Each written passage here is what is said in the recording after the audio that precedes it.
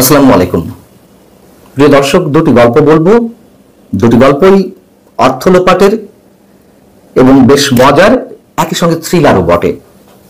একটি হচ্ছে সরকারের মোবাইল ব্যাংকিং সেবা প্রদানকারী প্রতিষ্ঠান নগদ থেকে গত কয়েক মাসে 150 কোটি টাকা লোপাট হয়ে যাওয়া প্রসঙ্গে, যার সাথে নাম উঠে আসছে অনেকের। তার মধ্যে একজন হচ্ছে বর্তমান জাতীয় নাগরিক কমিটির আহ্বায়ক, সাবেক ডাক, টেলিযোগাযোগ ও তথ্য প্রযুক্তি বিষয়ক উপদেষ্টা নাহিদ ইসলামের নাম। এর সঙ্গে সরকারের আরো গুরুত্বপূর্ণ অনেকের নাম উঠে আসছে। দ্বিতীয় গল্পটি হচ্ছে সন্দেহজনক লেনদেনের তালিকায় খোদ প্রধান উপদেষ্টা ডক্টর মোহাম্মদ ইউনূসের নাম অন্তর্ভুক্ত হওয়া এবং সে প্রসঙ্গে গোয়েন্দাদের বা গোয়েন্দা প্রধানের বিষয়টি এড়িয়ে যাওয়ার একটা চেষ্টা। আমরা প্রথমে নাহিদ ইসলাম কিংবা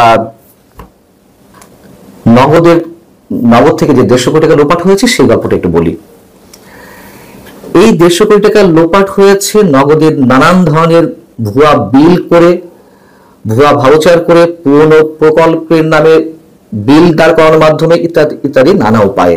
এর সাথে প্রথমেই যার নামটি উঠে আসছে তিনি হচ্ছেন আতিক মোর্শেদ। আতিক মোর্শেদ হচ্ছেন নাহিদ ইসলাম যখন উপদেষ্টা দায়িত্বে ছিলেন তখন তার পিএ ছিলেন পার্সোনাল অ্যাসিস্ট্যান্ট এবং বৈষম্য বিরোধী ছাত্র আন্দোলনের সাবেক সমন্বয়ক। যখন নাহিদ ইসলাম উপদেষ্টা দায়িত্বে ছিলেন তখন থেকেই নগদ থেকে অর্থ লোপাটের এই কাহিনীগুলো আমাদের সামনে আসতে থাকে। প্রশ্ন উঠেছে, কেন নাহিদ ইসলাম তখনই আতিক মোর্শেদের বিরুদ্ধে কোনো প্রকার কোনো ব্যবস্থা নেননি বা কোনো প্রশ্ন উত্থাপন করেননি, আইনগত প্রক্রিয়া গ্রহণ করেননি? খোদ রাজনীতিবিদদের কারো মুখ থেকে এখন ওপেন উচ্চারিত হচ্ছে এই প্রশ্নগুলো। 150 কোটি টাকার লোপাটের সঙ্গে আরো যার নাম জড়িয়ে রয়েছে তিনি হচ্ছেন প্রতিষ্ঠানের ডেপুটি সিইও মুইজ নাসরিন ত্বকী। খেয়াল করবেন কিভাবে এক এক করে নাম বেরিয়ে আসছে। মুইজ নাসরিন ত্বকীকে এই অর্থ লোপাটের সঙ্গে জড়িত অভিযোগে গত 18ই মে রাতে রাজধানীর বেইলি রোডের তার বাসা থেকে আটক করেন ঢাকা মহানগর গোয়েন্দা পুলিশ। ডিবির সদস্যরা তাকে আটক করেন। এই সময় তার কাছ থেকে electronic device, computer, laptop, mobile ইত্যাদি অনেক কিছু জব্দ করা হয়। কিন্তু আশ্চর্যজনকভাবে পরদিন 19শে মে বিকালে তাকে ছেড়ে দেওয়া হয়, কোনো প্রকারের থানায় না নিয়ে অথবা আদালতে দাঁড় না করিয়ে। কার ফোনে তাকে ছেড়ে দেওয়া হয়, যেগুলো নানান সূত্র থেকে পাওয়া যাচ্ছে, গণমাধ্যমের নামগুলো উঠে আসছে, সেটি হচ্ছে প্রধান উপদেষ্টার এই মুহূর্তের ডাক, টেলিযোগাযোগ ও তথ্য প্রযুক্তি বিষয়ক বিশেষ সহকারী ফয়েজ আহমেদ তোয়েবের ফোনেই নাকি তাকে ছেড়ে দেওয়া হয়। সরাসরি তিনিই নাকি হস্তক্ষেপ করেছিলেন তাকে ছেড়ে দেওয়ার জন্য। এই ফয়েজ আহমেদ তোয়েব আবার শুক্রবার তার ফেসবুকে একটি পোস্ট দিয়েছেন। পোস্টে তিনি কি বলছেন, যোগসূত্র পাওয়া যায় কিনা দেখুন। যখন তার নামটি উচ্চারিত হচ্ছে, সন্দেহের চোখে তাকে দেখা হচ্ছে, তখন তিনি বলছেন, মুইজ নাসরিন ত্বকীকে জিজ্ঞাসাবাদের জন্য আটকের পরে অনুরোধ করা হয়েছে যেন মুইজকে ছেড়ে দেওয়ার আগে মুচলেকা নেওয়া হয়। তার বিরুদ্ধে কোনো মামলা নেই, সে নগদের সাবেক লোকদের কোনো হেল্প করবে না, এই মর্মে মুচলেকা দেয়।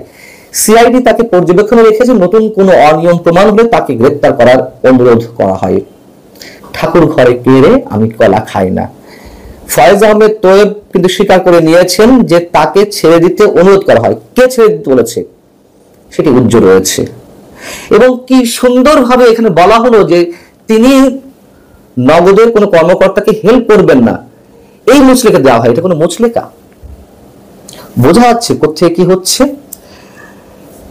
যে আতিক মোর্শেদের কথা বলছিলাম, নাহিদ ইসলামের সাবেক পিএ, বৈষম্য বিরোধী ছাত্র আন্দোলনের সাবেক সমন্বয়ক, সে নগদের কোনো কর্মকর্তা কর্মচারীও নন।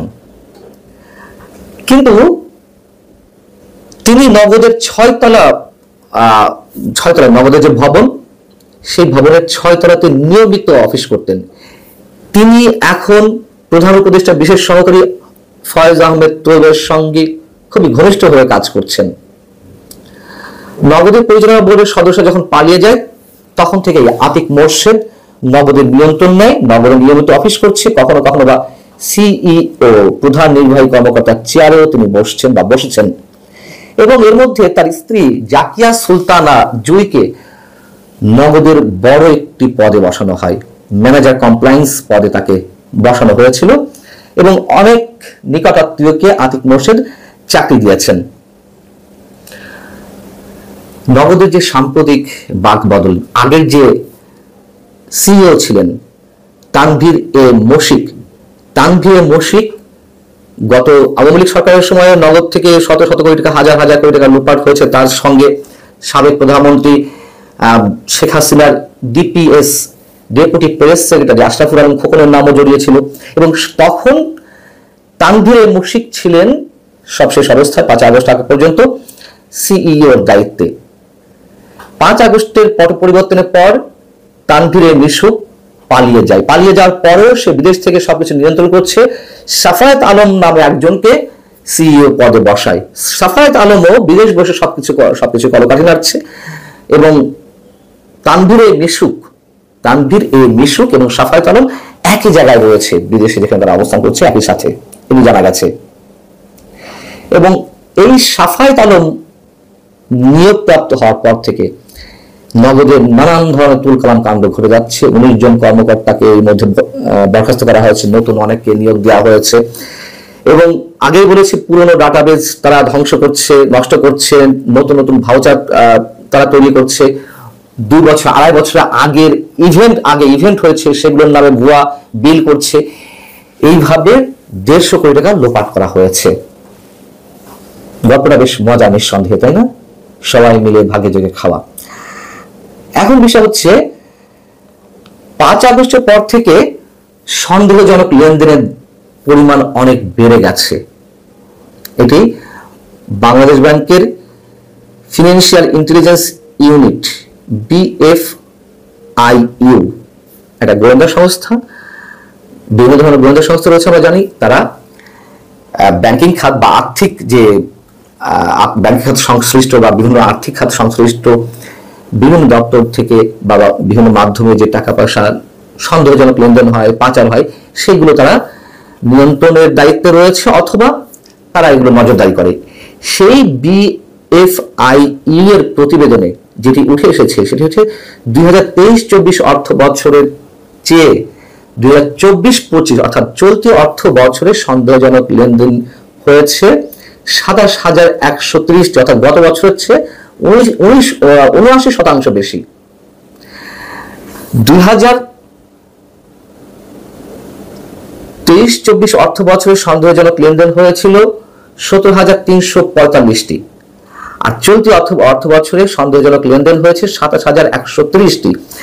তো এই পরিমাণ যখন বাড়ছে, এটি নিয়ে যখন সংবাদ সম্মেলন করা হলো গত মঙ্গলবার, সেখানে BFIU এর প্রধান ছিলেন, গোয়েন্দা প্রধান, একই সঙ্গে ছিলেন বাংলাদেশ ব্যাংকের governor doctor Ahsan H A Mansur. সেখানে সাংবাদিকদের প্রশ্ন ছিল 2023-24 অর্থ বছর, অর্থাৎ যখন আওয়ামী সরকার, তখন যে প্রতিবেদন ছিল সেই প্রতিবেদন অনুযায়ী সন্দেহজনক লেনদেন যারা করেছেন সেখানে ডক্টর মোহাম্মদ ইউনূসের নাম ছিল। সেই বিষয়টি সাংবাদিকরা জানতে চাওয়া হলে তখন গোয়েন্দা প্রধান বলছেন যে আমাদের প্রতিবেদনে অনেকের নাম উঠতে পারে, আর ডক্টর মোহাম্মদ ইউনূস সাহেব তখন প্রধান উপদেষ্টা ছিলেন না, তার নামও আসতে পারে। এবং সাথে বলছেন তার মানে এই না যে সরকার প্রধান হলে তার নাম রাখা যাবে না, সেটি হতেই পারে, আমরা এমন কিছু ঘটলে কারণ নাম বাদ দিই না। তো প্রশ্ন করা হলো তাহলে সেই প্রতিবেদন অনুযায়ী ডক্টর মোহাম্মদ ইউনূস কোন অবস্থানে রয়েছেন বা তার সম্পর্কে কি প্রতিবেদন ছিল বা কত টাকা সন্দেহজনকভাবে লেনদেন হয়েছে। তার উত্তরে গোয়েন্দা প্রধান বললেন যে প্রধান উপদেষ্টা কথাটা আমি মনে করি এখানে আপাতত না বললেই চলে। কি মানে দাঁড়ালো? তিনি বলছেন সবার নামে অন্তর্ভুক্ত হতে পারে, আবার বলছেন যে প্রধান উপদেষ্টার বিষয়টি এখানে উল্লেখ না করাই ভালো। তার মানে তিনি কিন্তু অস্বীকারও করেননি কিছু, অর্থাৎ প্রধান উপদেষ্টার নাম ওই তালিকায় রয়েছে, সন্দেহজনক লেনদেনের তালিকায়। তাহলে কেন আমরা জানতে পারবো না? এবং টিআইবির নির্বাহী পরিচালক ইফতেখারুজ্জামান শুক্রবারও একটি অনুষ্ঠানে বলেছেন, তিনি উল্লেখ করেছেন 5 আগস্টের পর থেকে সমান হারে আগের মতোই দখলবাজি, চাঁদাবাজি, অবৈধ টাকার লেনদেন ইত্যাদি ইত্যাদি চলছে। নিশ্চয়ই আপনাদের মাথায় দুটি গল্পই ঢুকেছে, জানি না কতটা ঢুকাতে পারলাম। তো আর কিছু বলার নেই। ভালো থাকুন সবাই। আল্লাহ হাফিজ।